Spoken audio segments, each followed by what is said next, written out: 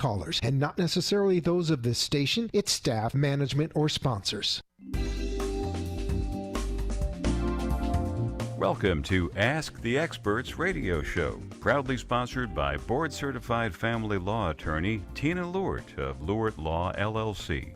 Sit back for the next half hour as host Steve-O interviews top experts in the fields of legal, health, financial, and home improvement. Steve-O offers such educational topics as community association law, family law, chiropractic care, employment law, healthcare law, and public insurance adjusting.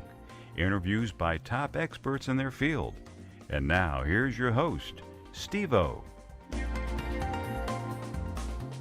Hey, good evening.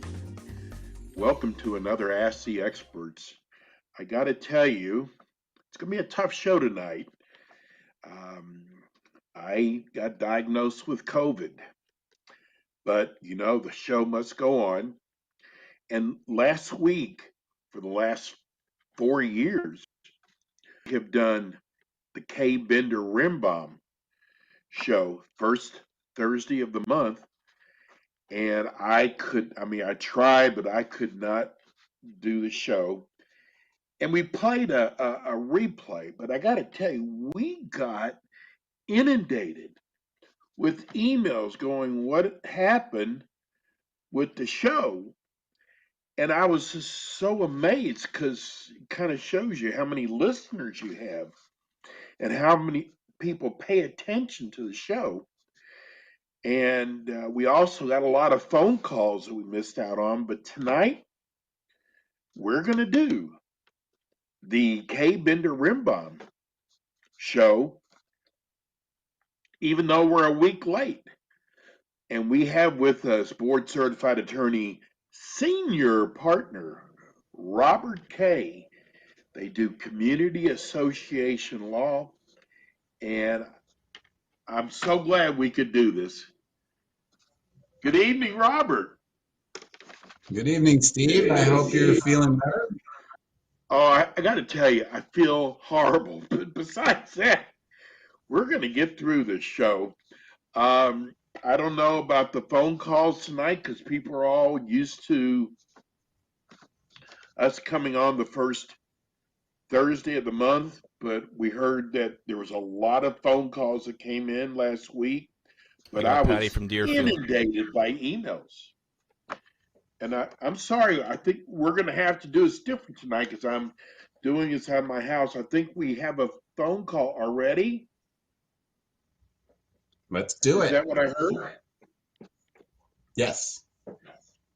Okay. Patty from Deerfield. Patty from Deerfield. Do you mind, Robert, we get to the phones right away? Not at all. Happy to do that. Hi, Patty. Hi. I hope you feel better. Thank you so much. Do you have a question for Robert? Yes, I'm the property manager at my condo, and I have a question. I've lived here for about 32 years, and I've only been the property manager for a few years, but we never had as many children as we do now, and we're not an over 55, so, but they are playing and riding bikes in their parking lot. We have signs that say children, slow, and we don't have any speed limits, but our bylaws do say 10 miles an hour. But I have residents that are really concerned that they shouldn't be riding their bikes in the parking lot. So the 3 families that do have the children are all screaming and yelling, where are they supposed to play? Where can they ride their bikes? And there is really nowhere. They say, our bylaws say that the children can't play in the parking lot. And I don't know what to tell them. I mean, if they get hit by an Amazon driver or a resident or someone, we're going to get sued anyway. I don't know what to do. I mean, well, it's a difficult situation. I mean, it's a parking lot. It's a driveway. Well, you have to be careful. Adults walk around. Go ahead, Adults finish. ride their bikes. some of them. And, I have the president of the board is worried that, if we start telling people the kids can't ride their bike, then they're going to sue us for discrimination. The kids can't ride their bikes. And it's like crazy. I mean, should we come and talk to the attorney or, you're our attorney, definitely, by the way. you definitely want to meet with the attorney to go over your options. The president is correct that you can't single out children when you're creating restrictions within the community, such as riding bicycles in the parking lot. It would have to be applicable to everybody in the community, not just children. So there are ways to try and address it, but it's a difficult situation because clearly the community wasn't built for the way it is now. But since you don't qualify as housing for older persons, then the demographics change. So you have to come into compliance and address it accordingly. It's not a risk-free world, so you're not going to be able to give yourself 100% protection no matter what you do. When somebody's not going to bring an action against you. The people with the families to sign a waiver, that's what somebody said. They can sign a waiver, but they can sign the waiver, but that doesn't really stop them from suing you down the road. I may think it does, but it doesn't have that legal effect. Right, exactly. Like and putting up speeding signs. Everybody speeds. It's crazy. Well, enforcing that is also problematic unless you sign up with the police to come in and monitor the speed limit within the community. But that's another contractual obligation that you'd have to go into. Being a private community, they would have to have a separate arrangement with you to do any policing of that nature. Right. It's a parking lot and a driveway. It's silly. They shouldn't really be riding their bikes. It's dangerous. Well, they could ride their bikes to get from here to there, but not as like a circuit. But there's no way to stop that under the current circumstances. And you'd have to restrict everybody from riding bicycles in the parking lot, which doesn't seem to be very practical. Right. All right. Well, we will set up an appointment with our guy from your office, your attorney. Oh, good. And come. That would be a good idea. Andrew Black. We'll make an appointment with Andrew. Andrew will be very helpful for you. All right. Thank you, Patty. Thank you so much. All right. Have a great day. Thank you for listening. Great night. You too. Thank you. Robert, I kind of tell you, the emails we got, people love this show. We had property love managers. to hear that. No, I got Maria from Coconut Creek.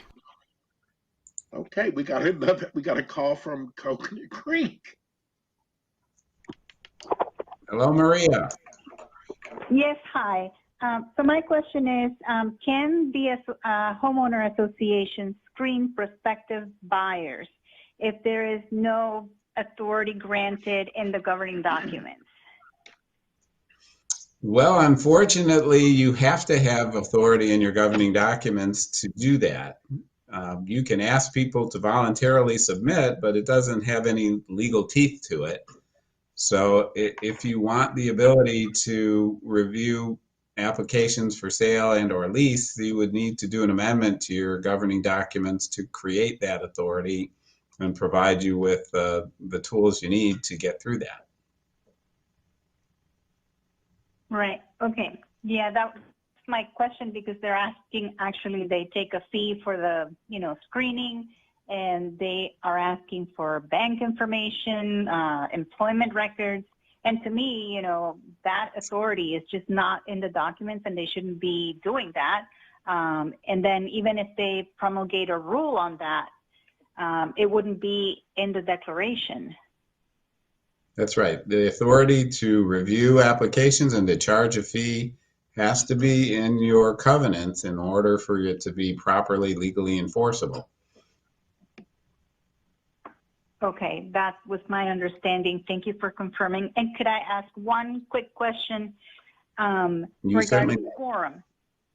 Is Is there a cap of 30% for annual meetings and membership meetings? Because our declaration says 51%, but according to what I read in the statutes, if it's less than that, unless it's less than 30%, that is the maximum? If you're a homeowner association governed by Chapter 720 of Florida statutes, the statute limits quorum to 30% and allows for your governing documents to provide a lower number. If you're in a condominium, you could have a higher quorum number. It could be a majority. Yeah, no, it's an HOA. So the cap is 30%, right? You are correct. Okay. Thank you very much for taking my call, and I really enjoy your show every month. You guys are doing a great job. Thank you for finding us this week. Yeah. We're glad that you're able to find Thanks, Maria. I have Yvette from Sunrise. Okay. Hello, Yvette. You can hear this also, right? Yes. Good. Okay. Hi, Yvette. We'll save your voice. Yes. Hi, Yvette. Yvette, are you there? Hello? Hello, Yvette. Oh my goodness, I cannot hear you. I cannot hear you. Are you there? Yes, we're here. We're here. Can you hear us on radio? Okay, thank you. Michael, I am director in the association, and we just recently conducted a recall. And my question was, the recall, they have the majority of the votes, so you can imagine that they rejected it.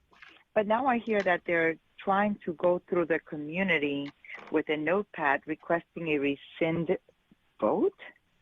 Is that something allowed?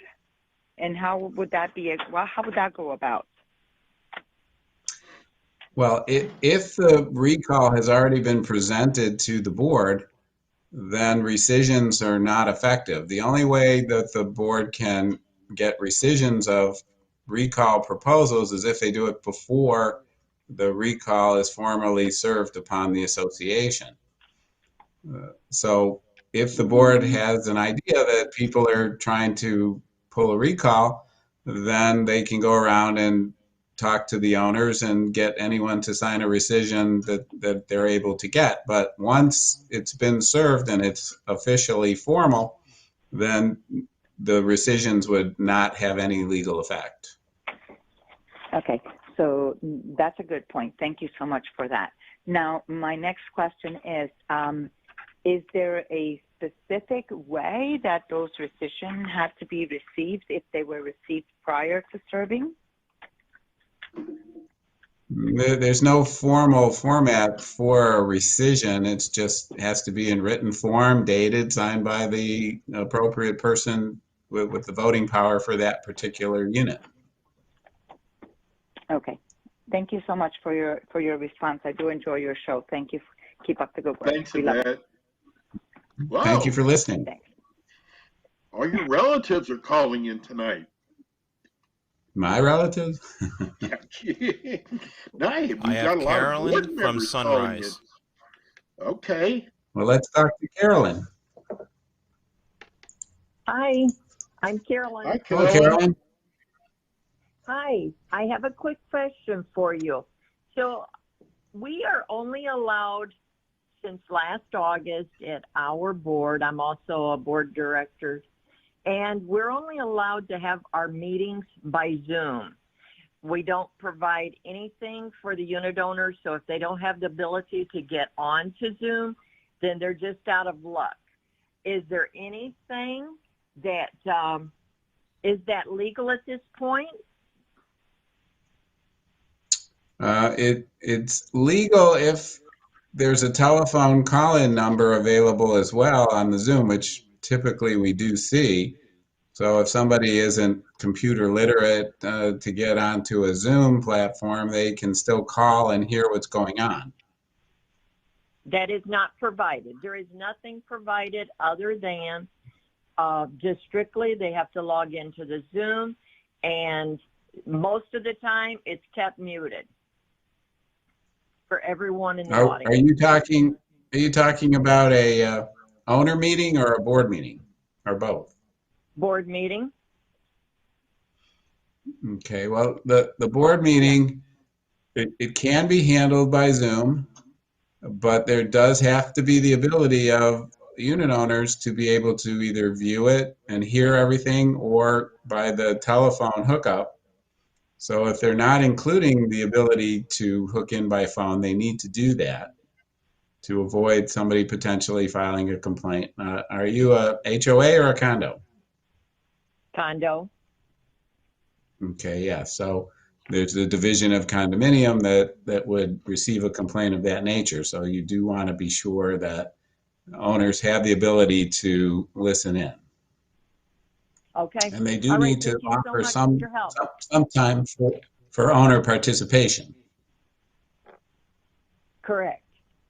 But sometimes it's easier for them if there isn't any owner participation. Well, I think pretty much it's always easier without owner participation, but the law requires it, so they need to still go through with that. I understand. Thank you so much. No, thank you for listening. Thank you. A lot of board members So tonight. I bet you'd like to hear about what's upcoming. You know what? You knew I was going to do that. I hope we haven't missed any of the dates. I'm trying to save your voice. I love it. We haven't missed any dates that I was going to talk about last week, so that's good. The first one that we've got upcoming is on February the 16th at 7:30 in the morning to 10:30 in the morning. It's a live presentation at the Palm Beach Hilton.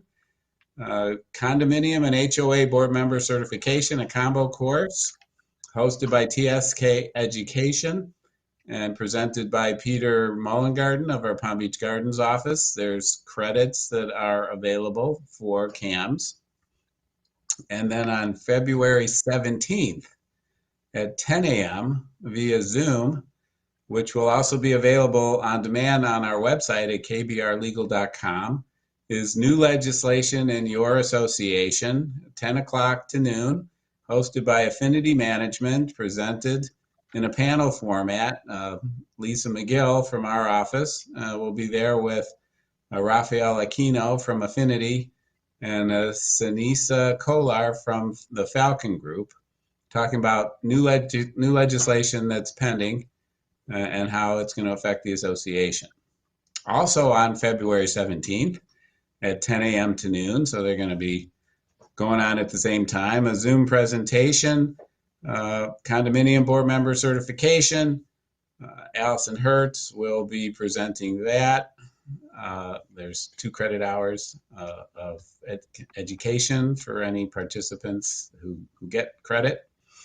One other item on February 17th, a busy day for us. We got a third item at noon, at 12 noon to 1 p.m.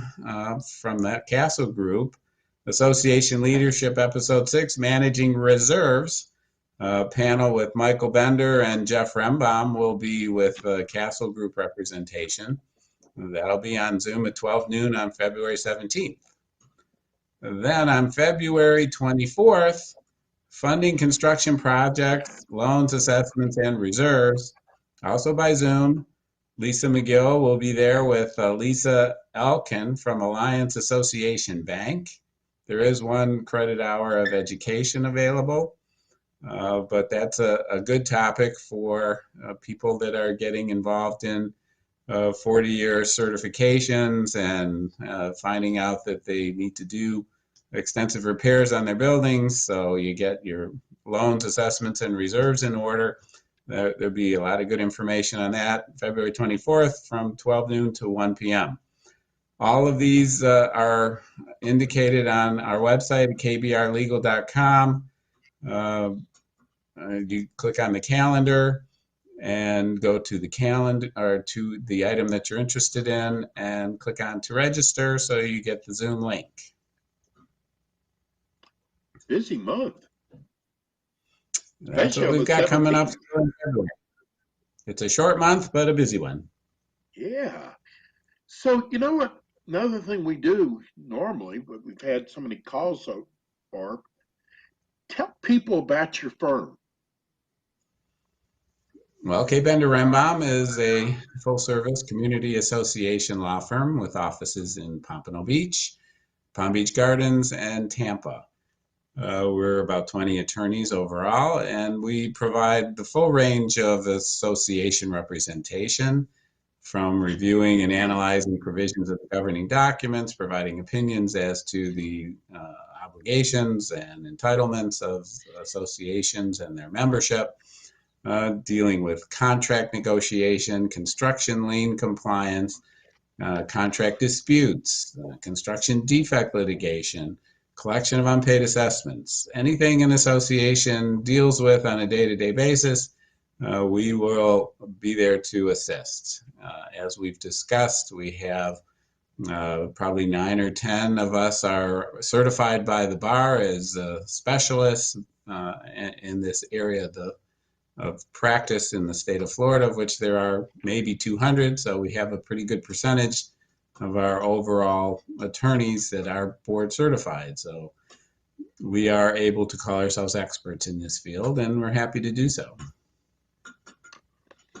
If you have a question for Attorney Kaye, you can call us at 888-565-1470. That's 888-565-1470. And we always take questions that are either text to us or emailed to us. And I got to tell you, we've got 25 questions that people have sent in, and we try to call them down. It's funny because my first question for you, someone already called about the 30% of homeowners for a quorum. And you already answered that already. That was our first question. Excellent. So, yeah, our next question comes from Kip in Palm Beach. She is in a condo. Do the reserve studies have to comply with the bank? Well, I think the questioner has heard some news about new guidelines that have been put out by Fannie Mae and Freddie Mac, which are the governmental entities that have the secondary mortgage market, and they create a lot of specifications for what mortgages will qualify. And in the last couple of months, there have been more stringent standards that have been established, including certain requirements of reserve levels, maintenance standards, reserve studies, numerous items, which, while not mandatory by law, if an association does not have all of what's required in place, then there will be difficulty of unit owners in being able to secure mortgage financing on their units, at least in the near term. A lot of this is in reaction, of course, to the tragedy that took place down in Surfside last year. And there is legislation being discussed in Tallahassee to address some of these issues as well. What's going to pass is yet to be seen, but there are a number of items that are being considered, which are making harder for associations to waive reserves, more frequent study requirements of the components of the building, probably more of a statewide 40-year certification or whatever number of years they ultimately decide upon, which is currently only in Miami-Dade and Broward. So yes, the association should be making efforts to comply with these new guidelines. It's important to get with your counsel to make sure you're aware of what all they are. Many situations you're going to find out about them when there's a potential sale of a unit, and a questionnaire is presented that the association has to fill out and respond to in order for the mortgage to happen. If you don't respond to it, you're not obligated. There's no legal punishment, but the likelihood of the mortgage being approved and the sale going through falls dramatically. So unless you're in a community that's dealing with all cash sales of your units, you're going to need to look at this pretty carefully.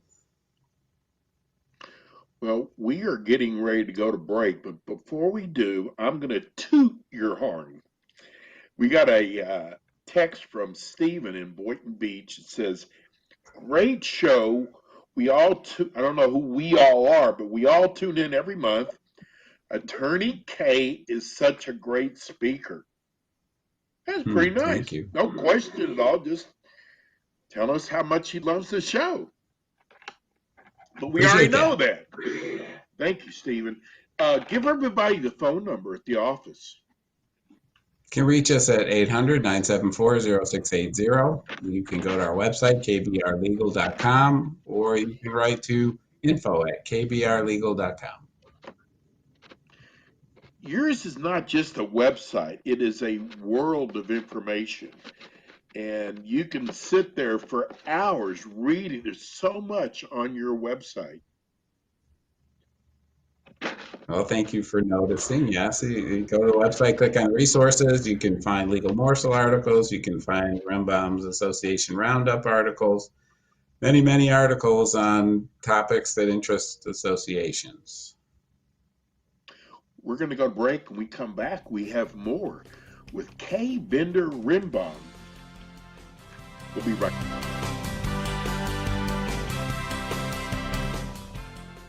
Kaye Bender Rembaum is a full-service community association law firm dedicated to the representation of community associations throughout Florida, with offices in Pompano Beach, Palm Beach Gardens, Tampa, as well as in Miami-Dade by appointment.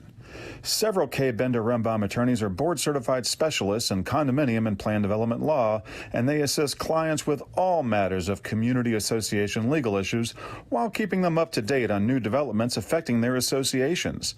Kaye Bender Rembaum is also a well-known provider of free legal education, which often includes CE credit for managers and state certifications for board members. Contact Kaye Bender Rembaum today by calling 800-974-0680. That's 800-974-0680 to reach any of their locations. You can also visit them online at kbrlegal.com or just write to them via email at info@kbrlegal.com.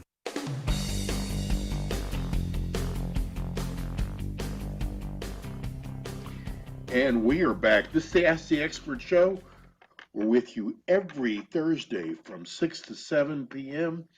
We're on 1470 AM, 96.9 FM, 95.3 FM, and we're on most of the social medias like Facebook and Twitter. And you can't miss our show. We've been running Kaye Bender, I think, 4 or 5 years now, but I just want to tell everybody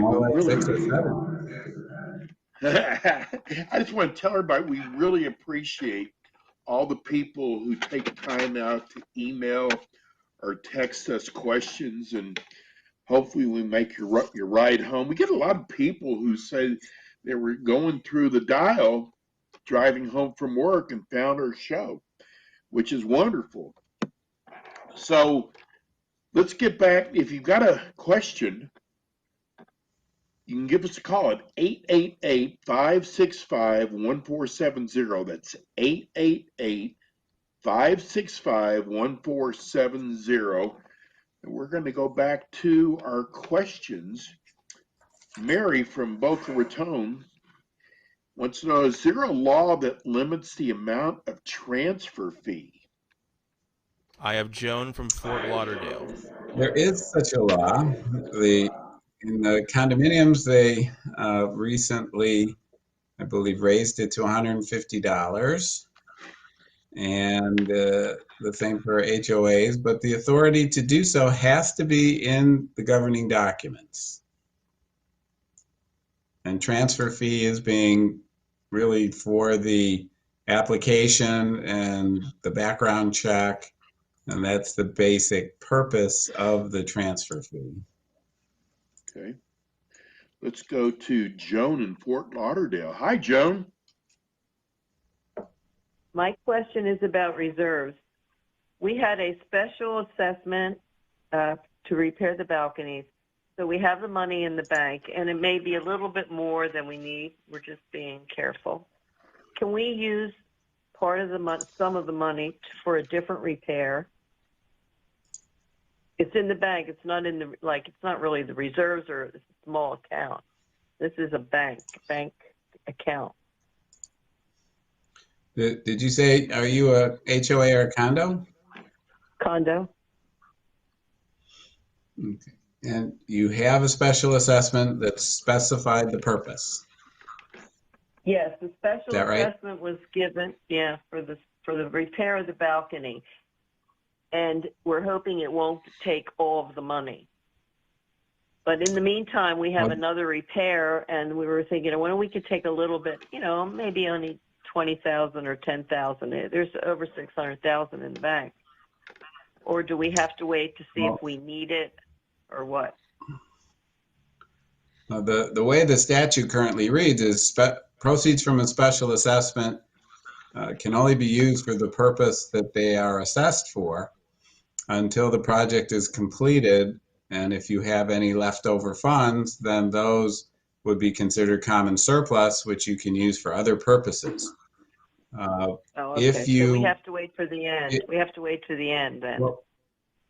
Well, that's one method. You could, as a board, have a special meeting to reallocate. In essence, you're going to rescind the first assessment and readopt a new one for a lesser amount, or a new one with a reallocation of the proceeds so that you're adding whatever additional work that you want to do to that particular assessment. And then the meeting would be in the same fashion and format procedurally as your initial adoption. Right, yeah. Okay, thank you. All righty, Thank thanks you, for Joan. calling. I have We have Beverly line from open now. Palm Beach. Okay, we have a line open at 888-565-1470. Let's go to Palm Beach. Hello? Hello? Yes. Yep. Howard, thank you for holding. All right. Do you want me to ask my question now? Yes, ma'am. Yes, go ahead. Okay. It has to do with accessibility. An older condo. The owner of the condo has become disabled and needs to use an electric wheelchair. What is the responsibility of a condo? In this case, there is a step up of about 8 inches. What is the responsibility of a condo to provide access to a unit, and who needs, if there is a responsibility, what is it and who needs to pay it? Well, if a disabled owner or resident needs to make a modification to the common elements to provide that person with a reasonable access to the unit, that owner has to make a formal request to the association for what's called a reasonable accommodation and provide the details of the need, and the cost of the renovation is to be borne by the unit owner. Once the renovation has been completed, say they put a ramp in to allow them to get over the threshold, then the ramp maintenance generally falls to the association on the common elements portion. If any portion within the unit, that's the unit owner's responsibility. Okay. In this case, there are 2 entrances. What is considered common area? I'm assuming the path leading to the units are common area. What about the grassy area surrounding the unit? Well, every condominium specifies in the governing documents what the parameters of the unit are and what and everything else is common elements. So if you look to your declaration of condominium, you'll see a drawing probably in the back, or there may be a description of the boundaries of the unit. Typically, the unit boundaries are the four walls that surround the unit completely and everything that's inside, and most everything else outside is going to be part of the common elements. But again, the So documents everything on the to be outside is reviewed, part of the commonality. So that would include the grassy areas surrounding any of the units. most likely, but again, your documents may provide different, you'd have to look at them. So it's all depending on the documents. Okay. I'm going to refer to Correct. that. Thank you very much for answering my question. And any kind of modification to that grassy area, if it's considered a common area, I'm assuming is the responsibility of the unit owner. That is correct. Initially, once it's in place, Initially, and then it's future maintained by maintenance the condo. Is that falls it? to the association. That wasn't always that way, but the administrative agencies that oversee this area of discrimination claims have decided the association should somehow be responsible for that, and that's the safest course of conduct. Okay, good. So to reiterate, the owner of the unit has to formally request accommodations with the ramp or whatever it is, and pay for that. Correct. Or any kind Correct. of path, and then that is maintained by the condo. Okay, Correct. thank you And very you much. have That's the- very helpful. You have the entitlement to make sure that it's professionally done. It's not thrown together, slipshod, or in a way that's creating potential problems. So they should be providing specifications of what they're planning to do that are professionally created. Okay. All right, thank you very much. That was very helpful. Thanks for calling. You're very welcome. We have a line open at 888-565-1470. I have Ginger from Deerfield Beach. Okay. Hi, Ginger. Ginger? Hi. Thanks for How are taking you? my question. I sent you an email, sir, last week before the show with some pictures of the problem. The problem here in this association is that these are homes built on zero lot lines, but there is a condo association that's the governing association.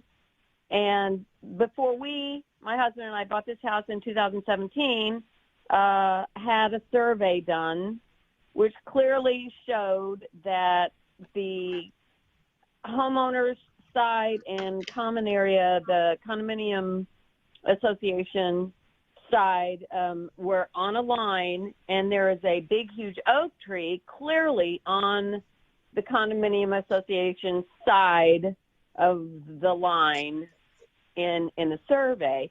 And for years, this association has just dealt with things by ignoring homeowners' problems, and then when they sell a house or buy a house, the property manager, the board members, push the obligation onto either the buying or the selling party, whoever they can push it off onto, even though it's clearly in the document that it's the association's property. They put these trees on when the developers put this association together in the 70s, and they've overgrown their welcome, and nobody wants to pay for them. I just recently had a bid to what it's going to cost to take this big, huge white oak tree down, and it's in between $5,000 and $7,000, which if it was $2,000, maybe I'd just pay for it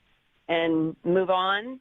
But this is too much, and they've been too hateful and unrealistic about their position in this, because clearly it is their responsibility. I used to be a CAM, and I've been in real estate forever. So they refuse to have meetings. They refuse to.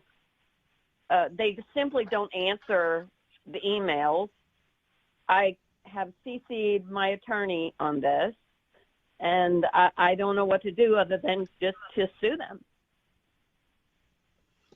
Well, it sounds like from what you've described, it's going to take more involvement of your attorney beyond just a CC on a letter you send.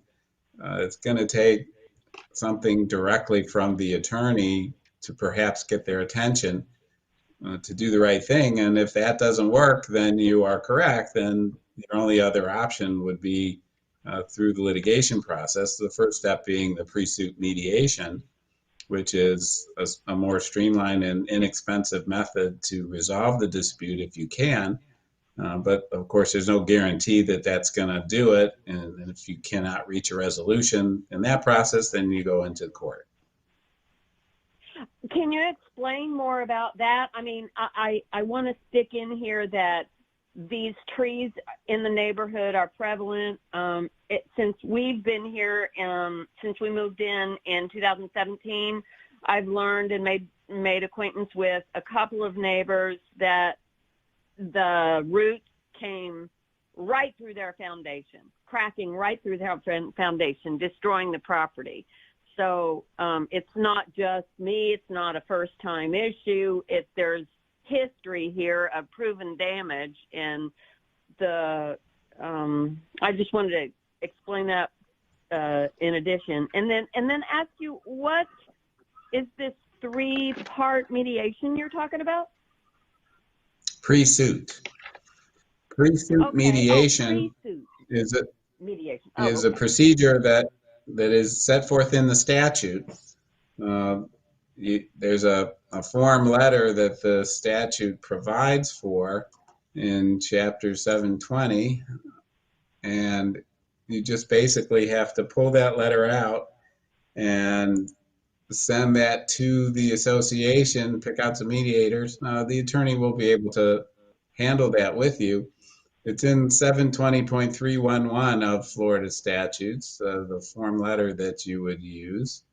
And there's a 20-day time period for the association to respond to your request for that. If they fail to do that and you have to bring a lawsuit and they win, they would not be entitled to recover attorney's fees. That's the potential downside for not participating in the mediation. But it's possible they will. Do you know if the association is represented? Yeah, but I don't know who they are, and when you ask them, they won't respond. But they do have an attorney they'd go to if they need. Yes, the property manager refers to the attorney a lot, so they've been upping their allowance for what we all need to pay for the attorney every year since I've been here. Well, typically, when an attorney writes and there's a property manager, they tend to refer the attorney letter to the attorney, so that helps to get things moving in the right direction. And the board doesn't have the ability or wouldn't necessarily impede that under those circumstances. And the history you've described about the other trees causing damage that they're aware of could create additional liability for the association if they're not taking corrective measures on the trees that they're supposed to maintain. Now, the one caveat that I would offer you to keep in mind is that sometimes the documents will provide for certain maintenance responsibilities of the homeowners on portions that are outside the boundaries of their unit. So you want to make sure that hasn't been done in your community. Well, the rule was 4 feet from the edge of your home.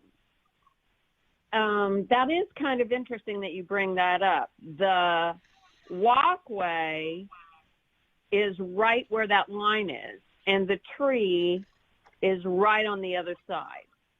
So the walkway is not the home. The walkway is, allows for entrance and exiting. So I don't think it falls under that category myself.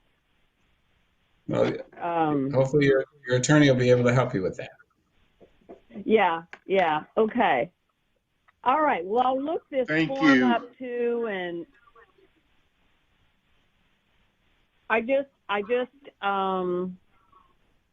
we had really batted around the idea of selling the house in lieu of this because of the problem. They don't want to have any meetings.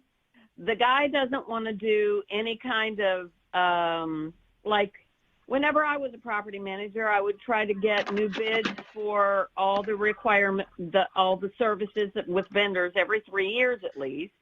And this guy just doesn't do anything. And for a while, there were only 2 board members, and the one guy has been on the board forever. And I know there are term limits, but I researched, and he started in 2008, the one that I think is the big problem. 2008, 2008, but I still don't think that. What's the deal about term limits for the member of the boards of directors? That's only in condominiums. Yeah, this is the governing association is a condo association, but they're okay. Well, it's 8 years, but those 8 years started on July 1, 2018, because that's when the law went into effect. So 7/1 of 18, and it's 8 years. So it's got till June 30th of 26. And there is an ability to go longer if there's no other candidates or 2/3 of the owners vote in favor of him. So you need to get more of the owners interested in serving on the board to resolve this particular problem. And if I run for the board, it has to be specifically against him to replace him. Is that a possibility? Well, however many board members are up for election each year, it's not a individual position by position. It's however many seats are open each year, and then however many candidates there are for that number of seats, and the most will win. Oh, so I can't run against him. Come up every year. Oh. Well, in your campaigning you can, but it wouldn't necessarily be, I'm going to oust him particularly. It could work out that way. But what you'd be best with is have a slate of brand new board members for the whole thing that are working together so that you all get elected at the same time, and then clean house that way. Well, it's a small community. We've got to go to the next caller. Thank you so much for calling. Okay. Thank you very much. Thanks for listening. I appreciate it. You're welcome.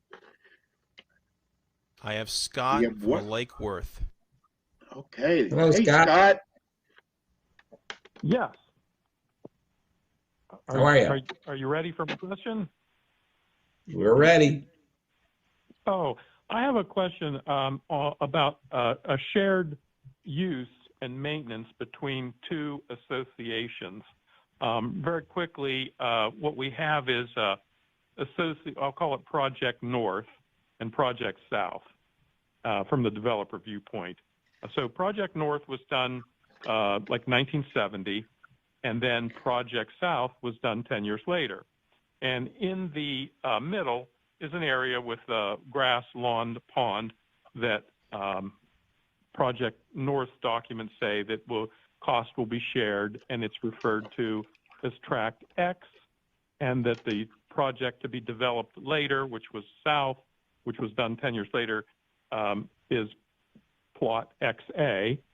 And then in that description in the North documents, it describes a particular entrance wall that is jointly maintained property between the 2 associations. So what happened was the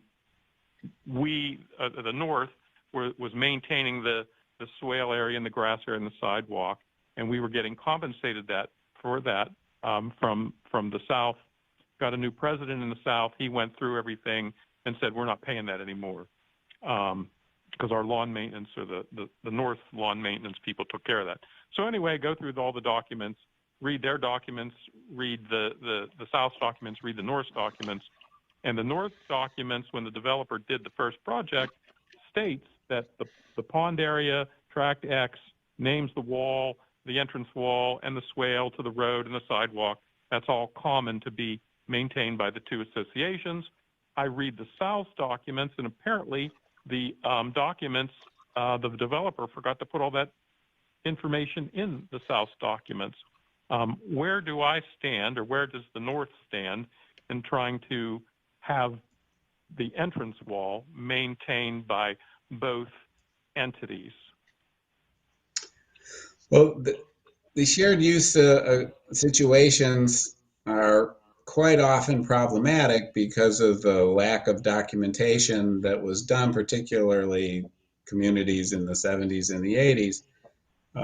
But it sounds like yours is a particular problem because the South documents don't make reference to it, and that's what's binding upon those owners. Unless there's something in the North documents that incorporates the South property and obligates them to something, you have an uphill struggle of significant difficulty. It does say that in our documents that the proposed development, which was tract XA, will share in the joint cost of tract X, maintaining right. tract but X. Just saying that in your documents doesn't necessarily bind the other tract unless there's something in that title chain that incorporates that document into their obligation. So it does require some reviewing of the title documentation as well as the governing documents for both of the communities to give you a more complete answer. But from what you've described, I think you have a significant uphill legal battle with likelihood of success in the range of 25%.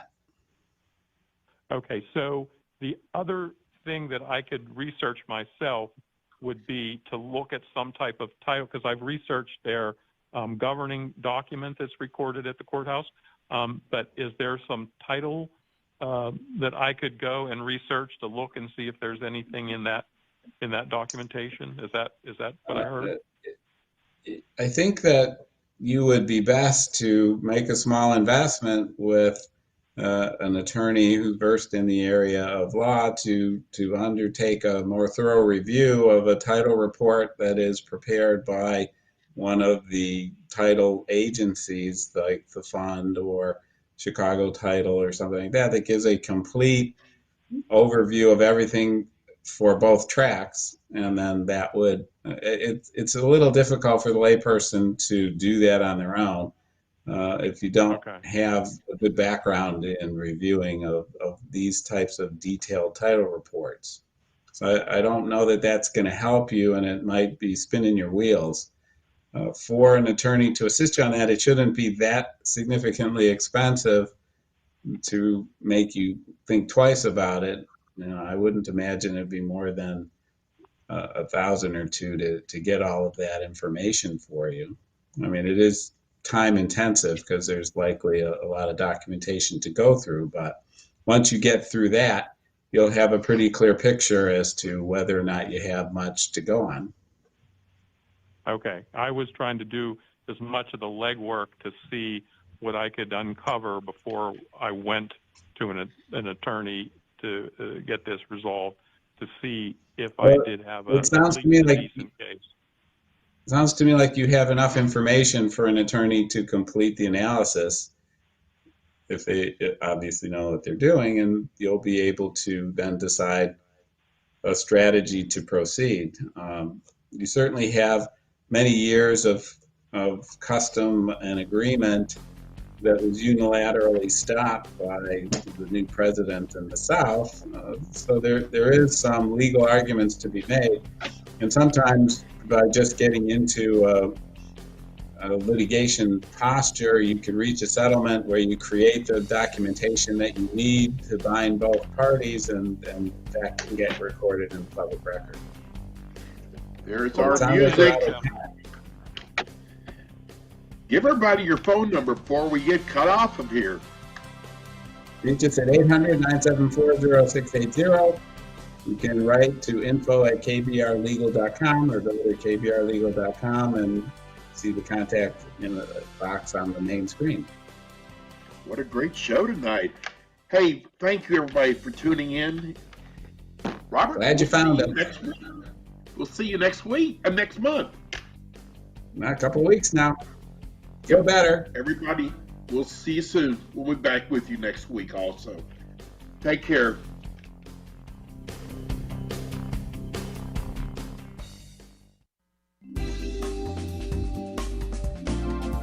Thank you for tuning in today to Ask the Experts, sponsored by board-certified family law attorney Tina Lort of Lort Law, LLC. Join host Steve-O again next Thursday for more interviews with the top experts in South Florida in the areas of legal, health, financial, and home improvement on Ask the Experts. The opinions expressed on the preceding sponsored program were strictly those of its hosts, guests, and callers, and not necessarily those of this station, its staff,